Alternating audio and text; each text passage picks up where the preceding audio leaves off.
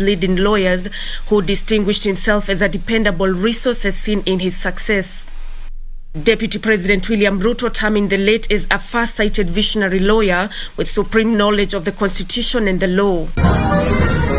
The President of the Law Society of Kenya, Nelson Harvey, also mourned the late Monari.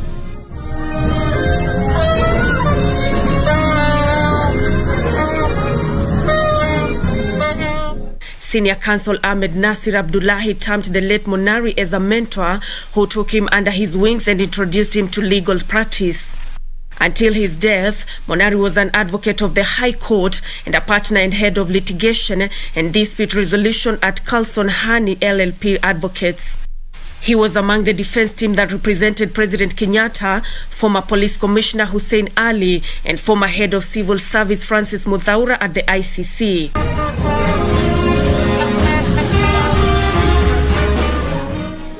Nancy Okwari, Lunchtime News.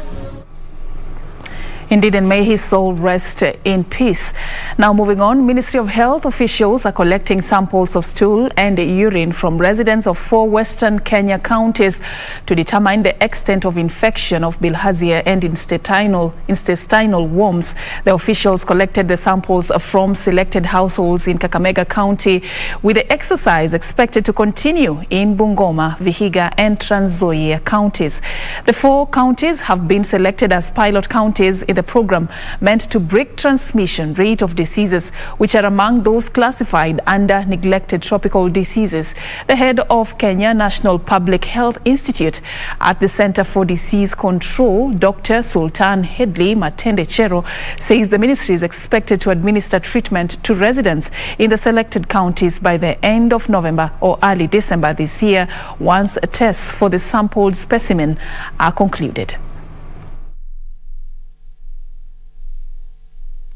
Hata zaidi ya wale watoto wa shule, lazima tulenge wale watu wengine, kwa sababu wakati watoto wa shule walikuwa wanatibiwa hapo awali, wakirudi nyumbani mwao walikuwa pia wanaambukizwa tena kwa haraka. Wanaambukizwa minyoo na bilharzia. Kwa hivyo tumekuja na strategy mpya ambayo tunaita breaking transmission strategy, ambayo tunalenga kila mtu kwenye jamii.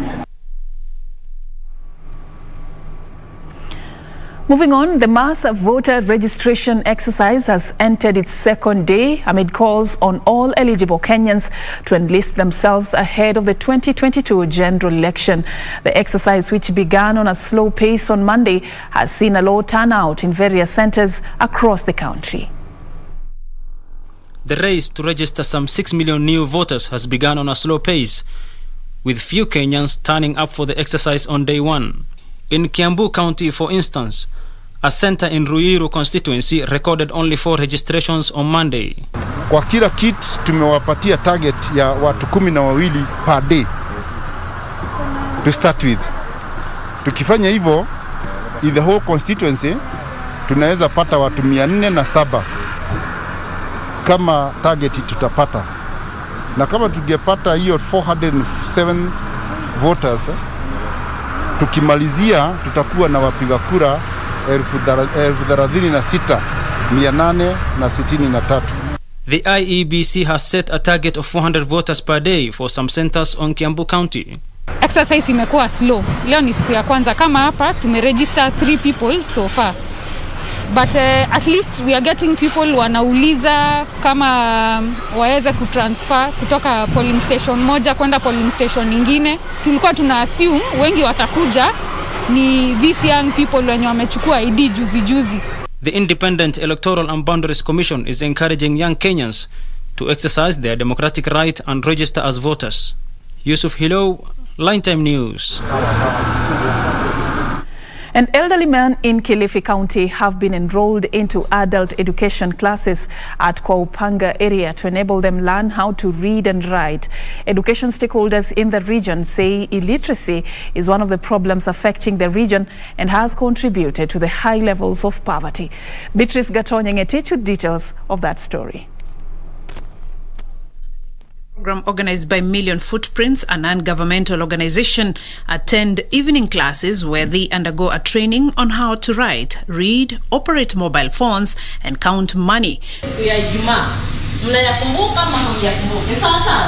Priska Mapenzi, a volunteer teacher from Kwa Upanga Baptist ECD, says she decided to help them acquire knowledge and self-reliance. Tungesema ni mradi mzuri ambao litoko utasaidia mtaa wetu ama community yote kwa pamoja. Tutakuwa kuna wale ambao hawakusoma na wale ambao tutakuwa wanasoma. Sote tutakuwa tumejimudu kimaisha kwamba tunaweza pata kitu chochote tukasoma.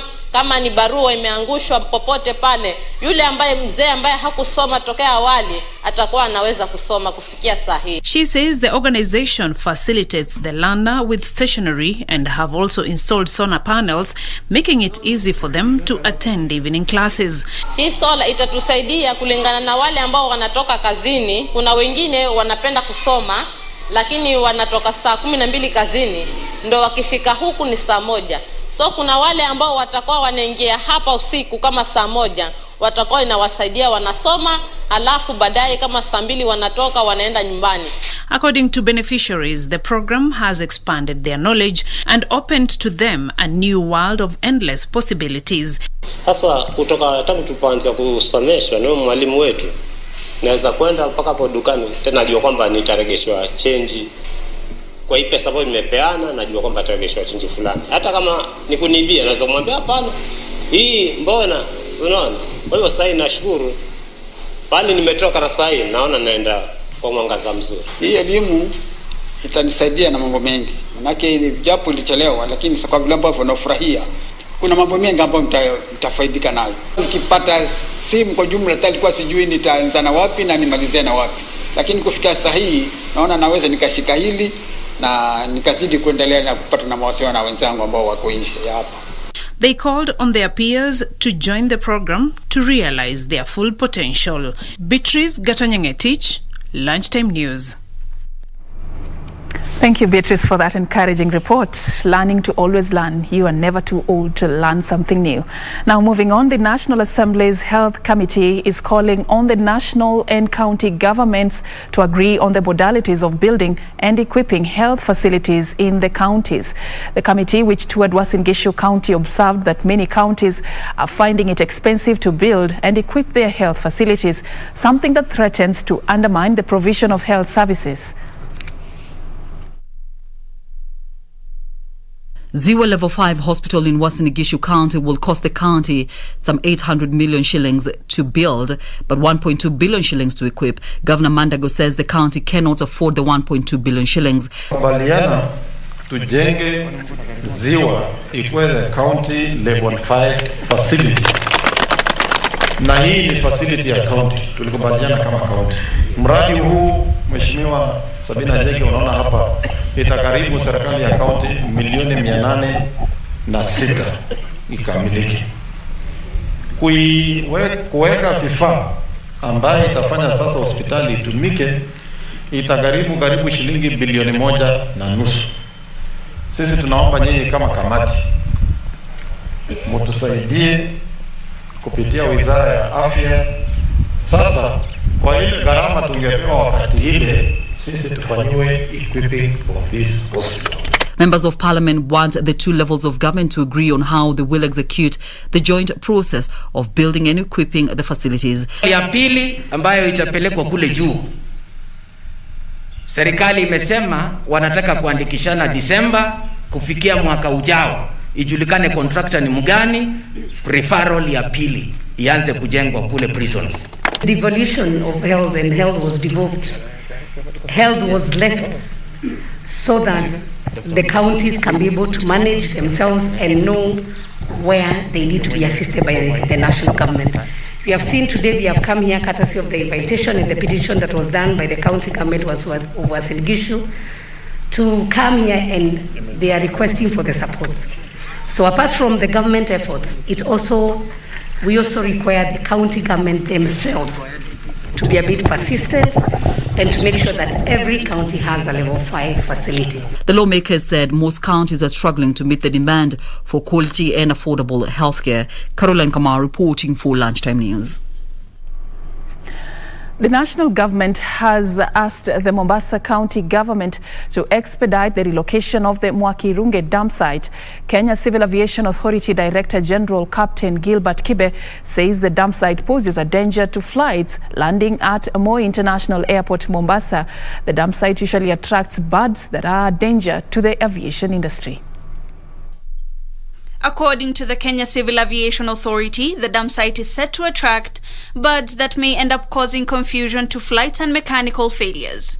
ACAA has requested the county of Mombasa to move that dump site to an area that will be away from the entry point to Moi International Airport.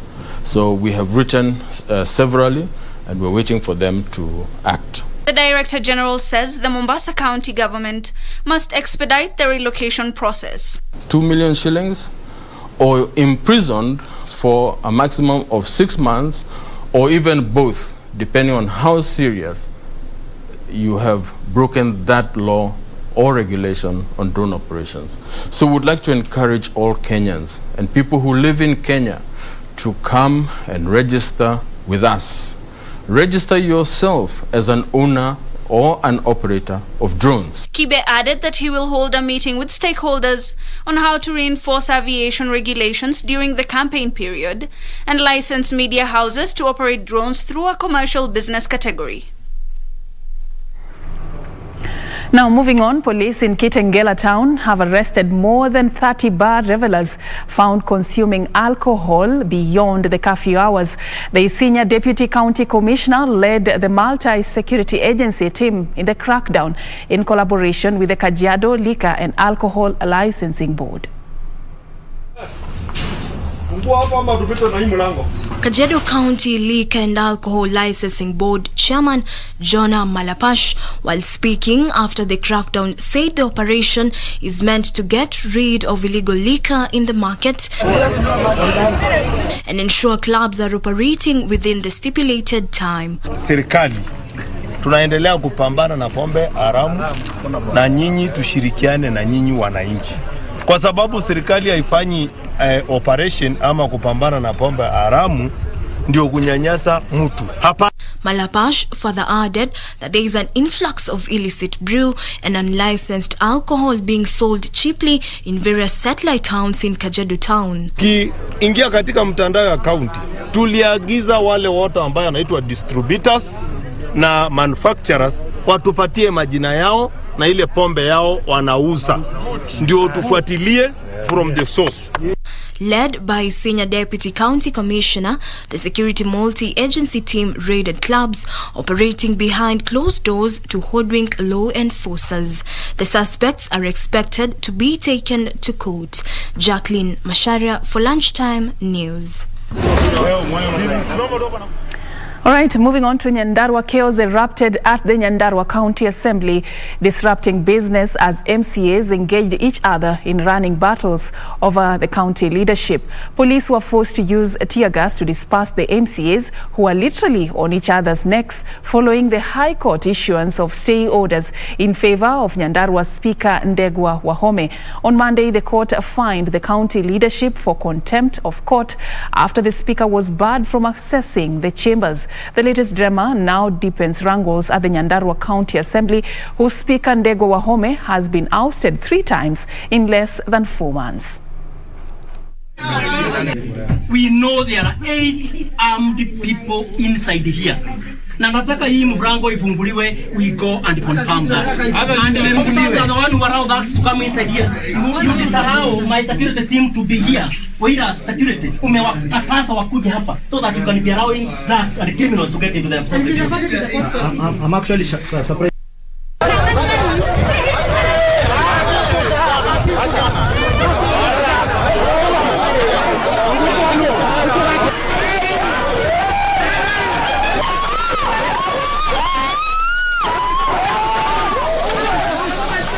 I know. They will just harm you.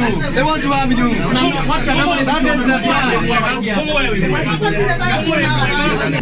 We know there are 8 armed people inside here.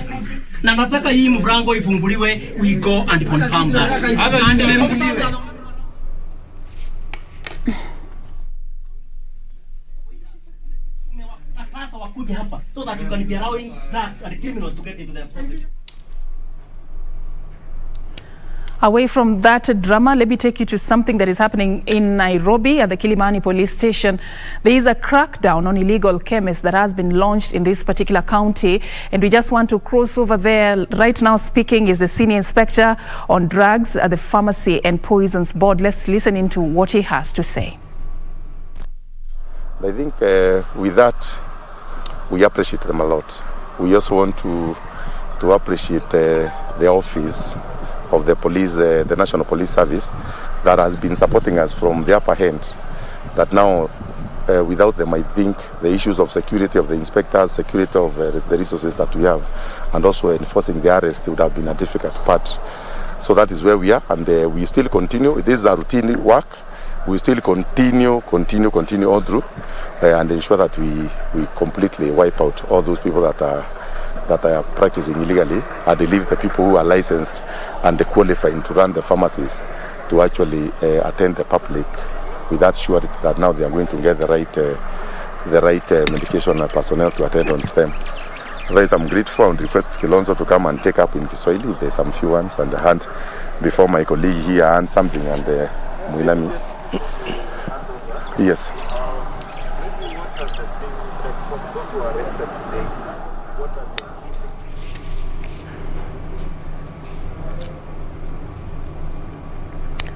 All right, those are live pictures coming to us from the Kilimani police station, where the police are collaborating with the stakeholders in the health sector to crack down illegal chemists. We've seen there officials from the Pharmacy and Poisons Board talking about how this crackdown is going so far and what they've been able to achieve. We'll be getting more details about that story as we continue with our day's coverage. But for now, we want to quickly take a very short break right here on KBC Lunchtime News. Don't go too far. We are coming back with much more.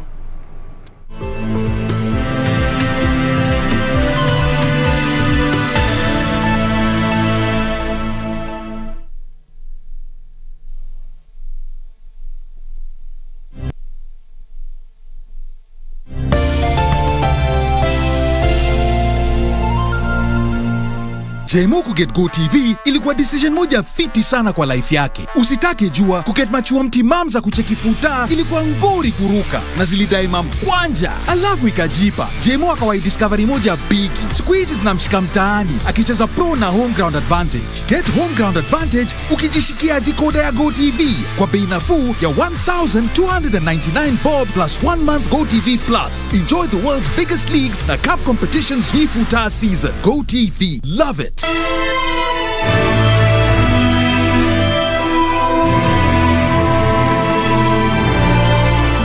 She does have a major illness, but how dare you do that? Lying to the Empress Mother. You wrote that? It wasn't there when I handed it over. Someone must have added it. But you said you wrote it yourself. The midwife Yoon, who's working at our palace, has been punished by Eunuch Ho. Her name is Yoon Xian. She entered the palace to treat the Empress Mother. What did you say?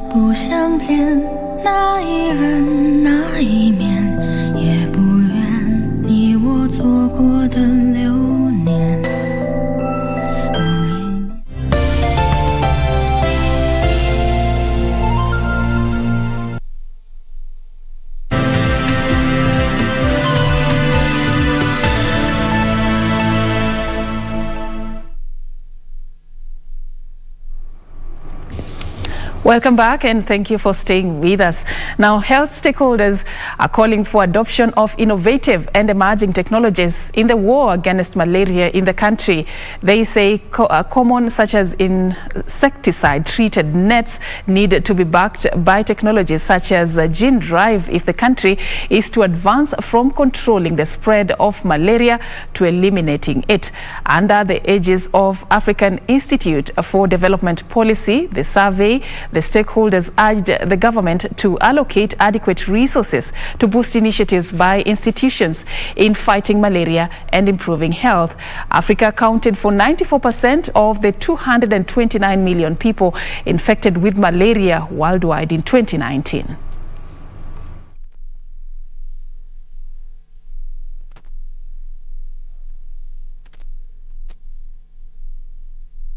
emerging technologies have a role to play in changing the story of health in Africa. Like malaria elimination can actually be a possibility if we look at some newer ways of eliminating malaria. A lot of health challenges in Africa continue because we are not innovating, looking at the next solution to this problem that is persisting. So when I look at a problem like malaria, for instance, malaria has been around for ages. And we know that there are some new ways of looking at malaria. There are some new tools that can actually be developed and lead us to elimination. Using gene drive in our research to make all mosquitoes to become males. So there'll be nothing to better a human being. Everything will be male, no bettering of a human being. If the government is committed, even in driving and reducing taxes and everything, possibly it might become cheaper. And therefore, what we require is a higher allocation of funding to researchers to be able to drive the research. The government has a bigger role to play on this, because if you look at the amount of research funding that the government is giving, it's too little to do any impact. African governments especially need to start putting in some good amounts of money for research on health, particularly innovating with technologies that can change health in Africa, because if we don't put in the money, then even the technologies being researched may not be the technologies that Africa needs, right? Because you're not putting in the money. It may be technology that somebody else needs. So if we put in the money, we decide malaria is the biggest challenge. We're going to put in this money and we're going to explore these technologies because we think they have potential to eliminate malaria. Away from that, the National Cohesion and Integration Commission should keep a tight rein on hate speech mongers during the ongoing enhanced voter registration. This is according to Brian Demayan, who is vying for the parliamentary seat in Narok North constituency, who says the county is cosmopolitan, hence the need to preach peace and unity. He called on young people in the society to register as voters. Msimu wa kujiandikisha, wakati wa kujiandikisha kama wapigaji kura wote ambao wako na semi za uchocheaji, ningependa kuomba serikali wachukulie hatua kali na wakomeshwe kuongea mambo ambazo si za maana. Leo ningependa kuwahimiza vijana haswa kutoka Narok North wajitokeze na wajiandikishe kama wapigaji kura katika hii muda ambao tumepatiwa na tume la uchaguzi.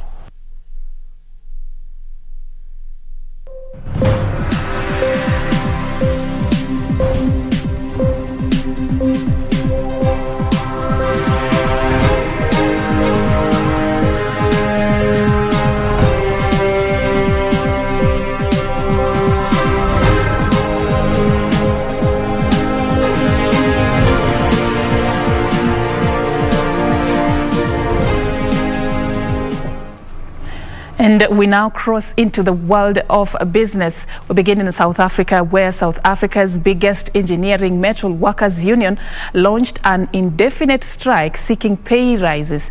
The strike threatens to choke supplies of parts to make new cars and accessories. The National Union of Metal Workers of South Africa, which has 155,000 members, has called for a total shutdown of the country's engineering industry after wage hike talks with employers failed. Here are the details of this and other stories from across the globe. Which planned a series of marches and rallies across the country on Tuesday, had sought an 8% across-the-board wage rise in the first year of a pay deal and an increase equal to the rate of inflation, plus 2% for the following 2 years. However, industry body Steel and Engineering Industries Federation of Southern Africa has offered a 4.4% hike for 2021, inflation plus 0.5% in 2022, and inflation plus 1% in the third year. Pamela, during the COVID-19 pandemic, South Africa's export-focused automotive sector has 7 major car brands, including Ford, BMW and Nissan, with local plants that assembled 631,983 vehicles in 2019. Meanwhile, Access Bank PLC announced to investors and the Nigerian Exchange Limited that it successfully priced $500 million Eurobond, which was oversubscribed by more than 200% on its order book. In a statement, the bank revealed an additional Tier 1 Eurobond priced at a 9.125% yield with a coupon speaking of $1 billion. The Eurobond is to be listed on the London Stock Exchange. The Eurobond may be called anytime from October 7, 2026, subject to conditions including the Central Bank of Nigeria's approval. Finally, Zimbabwe's annual inflation rate could end the year between 35% and 53%, up from an earlier estimate of 25% to 35%. Policymakers in the southern African country, still haunted by memories of hyperinflation and currency collapses, had initially wanted to bring inflation to below 10% by year-end, but have revised that target higher twice now. Inflation fell steeply in the first half of the year, from around 363% year-on-year in January to 56% in July, before stabilizing above 50% in August and September. Finance Minister Mthuli Ncube says that gross domestic product is expected to grow 7.8% this year after 2 years of recession. Reporting for Lunchtime News, my name is Hibak Said. The International Air Transport Association has projected a 160 billion shillings loss for African airlines in 2022, down from a 200 billion shillings loss in 2021. The association says the slow pace of recovery in financial performance will be driven by low vaccination rates across the continent and depressed demand due to poor economic performance. The association further says over the 2020-2022 period, globally, aviation industry will experience total losses that could top 22 trillion shillings.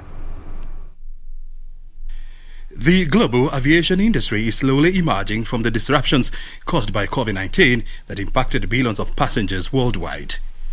China, Europe and North America are driving the recovery, where demands for service is almost eclipsing pre-COVID levels. According to the International Air Transport Association, to survive, airlines have dramatically cut costs and adopted their business to new realities. Due to this, the sector will see the 15 trillion shillings loss of 2020 reduced to 5.5 trillion shillings this year. This is expected to further reduce to 1.4 trillion shillings in 2022. Recovery in Africa is expected to lag other regions due to poor vaccination levels and harsh economic environment. However, the losses are expected to lower in Africa next year to 160 billion shillings in 2022. This will be down from 200 billion shillings in 2021. The slight improvement is built on the expectations of some recovery in intra-Africa travel to some tourist destinations with relatively higher vaccination rates. IATA says the air cargo business is performing well and domestic travel will be near pre-crisis levels in 2022. The challenge is international market, which remains severely depressed as government-imposed restrictions continue. The World Trade Organization forecast world trade to grow at 9.5% in 2021 and 5.6% in 2022. This year, cargo demand is expected to exceed pre-crisis levels by 8%, while in 2022, cargo demand is expected to exceed pre-crisis levels by 13%. O'Brien came in for Lunchtime Business News. Meanwhile, assorted food producer SimpliFine has completed the acquisition of Flour-Based Bakery and Valley Bakery in a deal that will see the company expand its range of baked products in the Kenyan market. The announcement comes at a time when bakers are struggling with the high cost of production amid low demand for bread due to reduced purchasing power by consumers as a result of decreased income. Alan Aoko with details. Of wheat at the international market has gone up by 30%, prompting a price rally on the price of bread. Kenya imports over 75% of its annual wheat needs. Due to this, companies are leaning towards partnerships in order to remain afloat. In terms of the investment in this particular site, we're looking at $600,000, and that will be spent within the first 6 months. So we'll be completely remodeling the process flow. We'll be bringing in new equipment, which will bring us the ability to produce products that this bakery currently doesn't do. The SimpliFine announcement follows the recent acquisition of Alpha Fine Foods by SimpliFine's parent company, Black Ivy, as well as the acquisition of French fries and potato production company based in Naivasha, making Ends Valley their third acquisition in the last 7 months. There will be further acquisitions, and so we're looking at opportunities now. But, you know, things often take 6 to 9 months from start to finish. You know, this exercise here has been 9 months. Unga Group PLC in the 1990s sold its stake at Elliott's Bakery and acquired Ents Valley, the makers of premium bread, in 2014 as it sought to diversify its income and cut over-reliance on milling of maize and wheat flour. But in 2021, it searched for a buyer of Ents Valley Bakery as it sought to cut costs and improve efficiency. Alanauko, Lunchtime News. All right, away from that report by Alan, we're now going to be crossing over to the KEPSA offices to link up with Caroline Njenga. A very good afternoon, Caroline. I understand that the East African Business Council and Kenya Private Sector Alliance has just resolved to have a common EAC vaccine certificate. What more can you tell us about this agreement? Well, thank you, Serfine, and that is exactly what you have said, and that is what was concluded right here at KEPSA offices in regards to some of the various pertinent issues that the EAC region is facing. And there was a roundtable meeting for the better part of the morning as there was discussions among the 6 EAC countries to just see how they can improve trade within the region. And right here, I am joined by John Bosco Kalise, who is the CEO of East African Business Council, who will just elaborate to us or tell us some of the key recommendations that they came out of the meeting with to see that the trade within the East Africa grows to an exponential level, and also to see how they can back or ensure that the SMEs in the country, which actually form the basis of the GDP in this country, will grow to another level. Joining us right here is John Bosco. Just tell us, Mr. Bosco, what are some of the key recommendations that came out of this key meeting that was attended by key representatives from the East African region? Yeah, thank you very much. It has been an exciting meeting hosted by Kenya Private Sector Alliance, and the meeting brought together national private sector organization across 6 EAC partner states. So the meeting came up with a number of recommendations. One is to have a common EAC vaccination certificate, so that we are able to reduce the transaction costs related to testing, as well as harmonizing the measures related to tests. And that was very critical. Again, another one was that how do we build back better? How do we support our economies to build back better? So we looked at a number of initiatives across the region. How do we support our private sector, especially small, micro, and medium enterprises to recover from the effects of COVID. So one of the instruments we looked at is, again, promoting SME club across our national private sector organization in the region, and also have strengthen our EABC SME platform. We looked at how best do we engage our government in terms of some of the measures, especially access to affordable and cheap finance for SMEs, rolling out e-commerce platform, digital tools among the youth. We learned today from what KEPSA has done quite well in terms of online jobs, creation of jobs for the youth. So we looked at some of those digital instruments and tools that we can use to build back better, especially SMEs. We also looked at the capacity building for our private sector. How do we mentor, how do we engage our development partners and our large corporate enterprises in terms of supporting the SMEs? We also looked at issues related to NTBs, elimination of NTBs. It was recommended that our NTB Act 2017 need to be relooked, need to be revised in order to take into account the current challenges occasioned by COVID. So one of the issues we discussed that the private sector organization and EABC need to take a proactive role other than a passive role in terms of elimination of NTBs and engaging our partners, our government, in terms of addressing those NTBs that impact trade and investment across the region. We also looked at opportunities provided by Continental Free Trade Area, the CFTA, as the slogan we call it, It's a game changer for our region in terms of boosting economic growth, in terms of improving intra-regional trade. So we looked at the region where we are, what are those products that the region can market competitively, as we came up with a slogan that build East Africa, buy East Africa, build East Africa better. So we have to have a joint marketing of our regional products to every benefit from continental free trade area. Okay. Now for East Africa, if I may cut you short, for East Africa to have a common vaccine certificate, where are the protocols that you're looking at? Are you going to engage government to government, or is it going to be ministry to ministry? How are you going to go about it? And also tell us the timelines.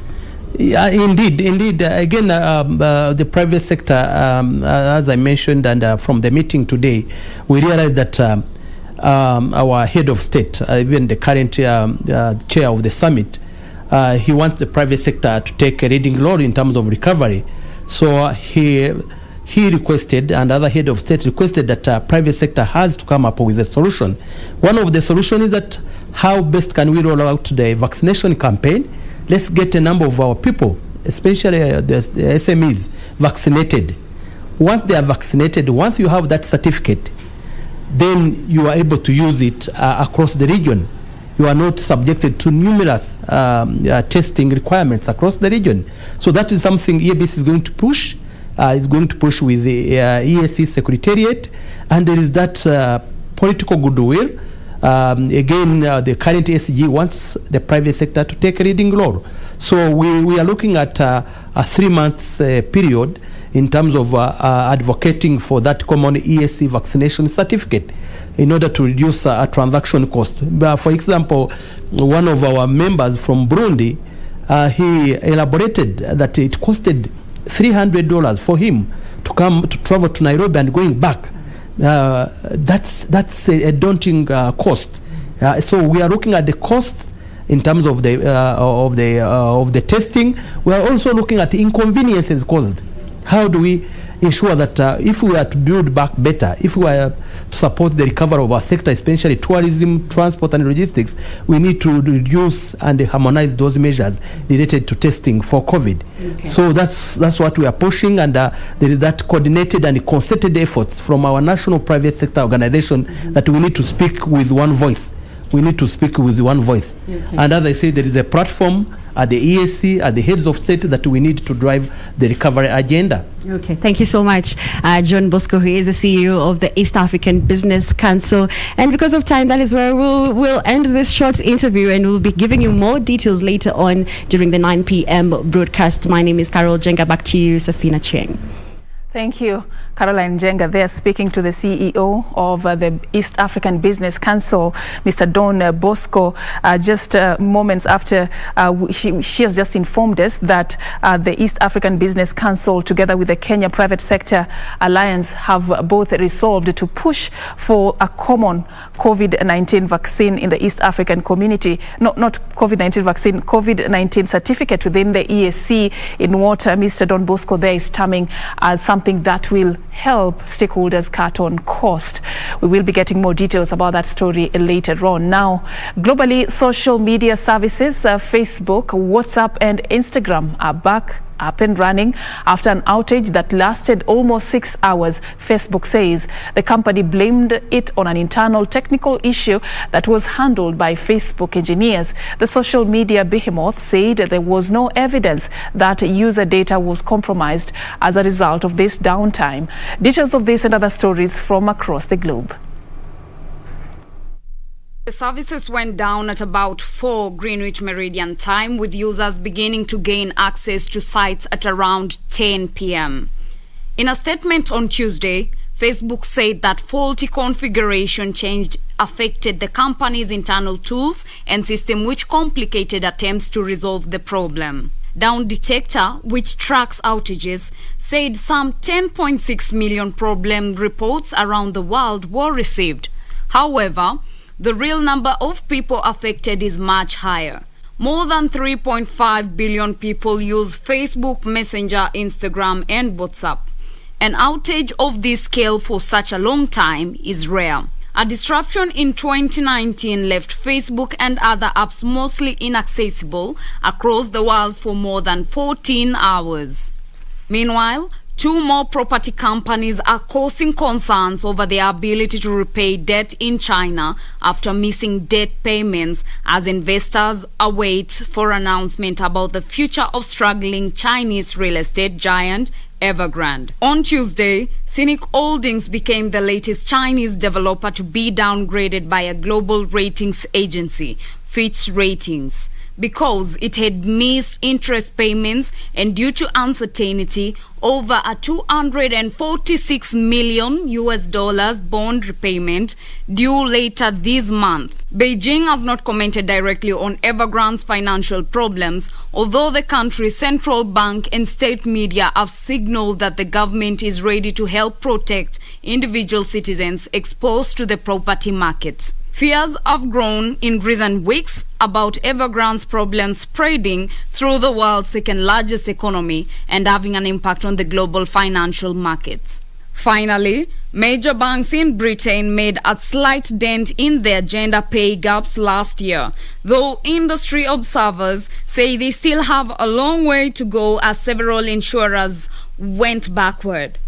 Companies in Britain with more than 250 employees have been required to publish the difference between the pay and bonuses of their male and female employees since 2017. They got a reprieve last year due to the COVID-19 pandemic, though many still filed data and had an extra 6 months to publish data for the 2019-2020.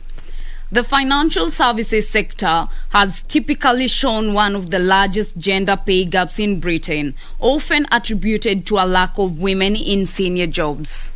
Reporting for Lunchtime News, I am Teresa Mtai.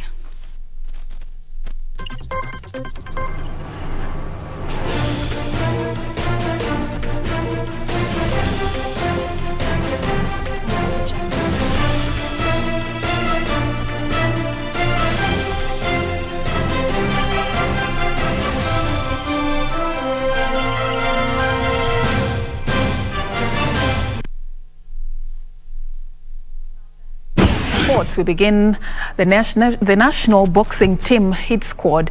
Head coach Musa Benjamin is confident that the Kenyan team will give a good show at the World Boxing Championships in Belgrade, Serbia, after a disappointing outing at the Tokyo Olympic Games. The global showpiece is slated for October 23rd all the way to November 6th.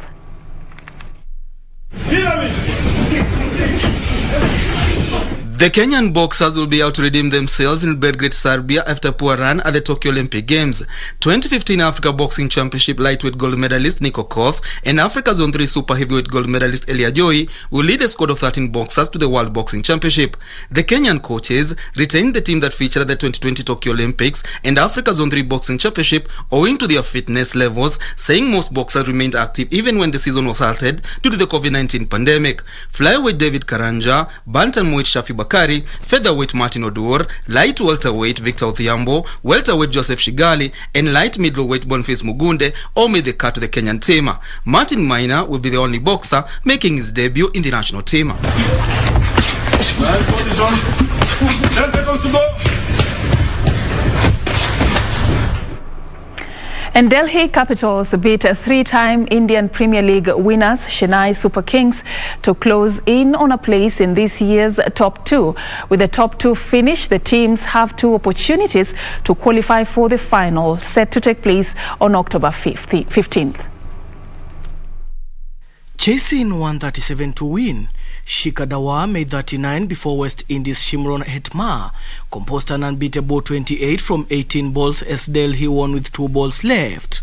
Chennai made 136 to 5 with Ambati Rayudu top scoring with 55. A top 2 finish means teams have 2 opportunities to qualify for the final, which is on 15th of October.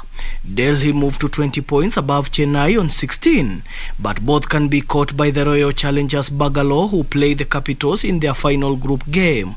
Daniel Mwendwa.